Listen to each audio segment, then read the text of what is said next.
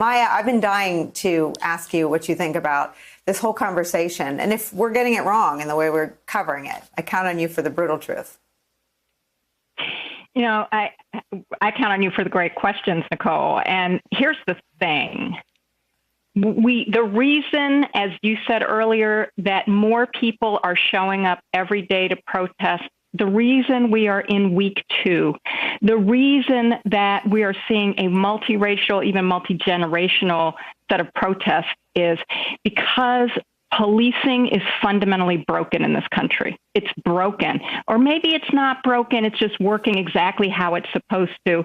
And the point about what people are demanding is then break it, then make it different, meaning not end safety, but make it vastly different. And I think this is part of what we can do a better job of in discussing in the coverage is that it is about justice for George Floyd, of course, but that people are demanding something much larger and much more transformative. And it goes straight to the heart of, for example, in New York City, we literally have 1.1 million children in our public school system. We have over 5,000 people who work as school safety agents. They are police department employees. We have 560 psychologists, 560. So when you think about 1.1 million children with 560 psychologists and most of the investment going to a law enforcement model inside the schools, I think people are rightly saying you have to cut the police budget and change what we mean by policing, what its focus is, how it works, and we must use that funding to take roles away from policing that shouldn't be policing, like people in our schools, and make it the people we need in our schools in order to keep them safe, which means dealing with the mental health issues students have, dealing with the problems that arise and the safety net and supports they need when they're in trouble, and we will have something different. So that call is not, I agree that the word defund does not capture that, but I think what we're hearing about what the demand is exactly right, and we shouldn't get caught up in the words.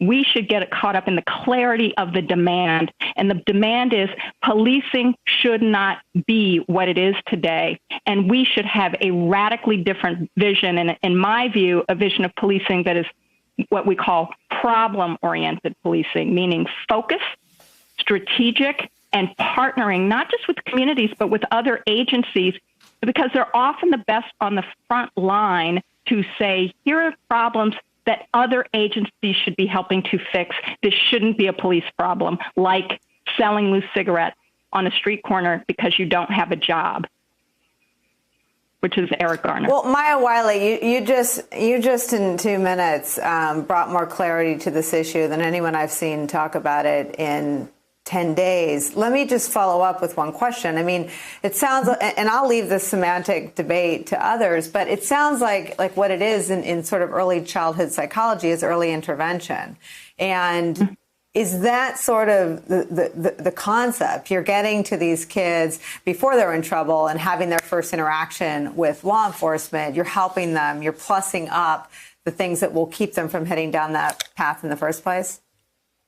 That's part of it, Nicolle. But the other part of it, and it's part of the reason that the protests are passionate, is that the reason that kids are being pulled into the criminal justice system in the first place are their assumptions about their behavior, not what their behavior actually is.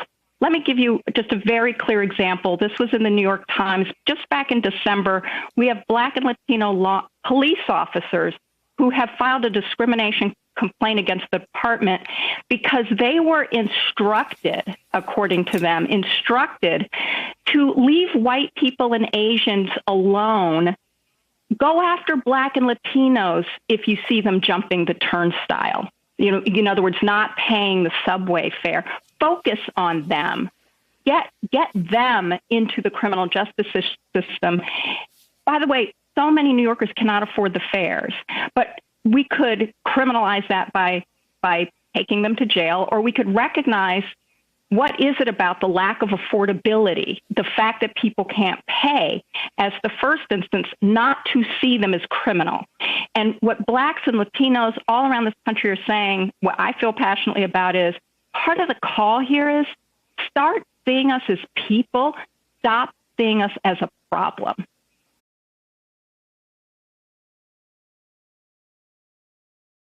Hey there, I'm Chris Hayes from MSNBC. Thanks for watching MSNBC on YouTube. If you want to keep up to date with the videos we're putting out, you can click subscribe just below me or click over on this list to see lots of other great videos.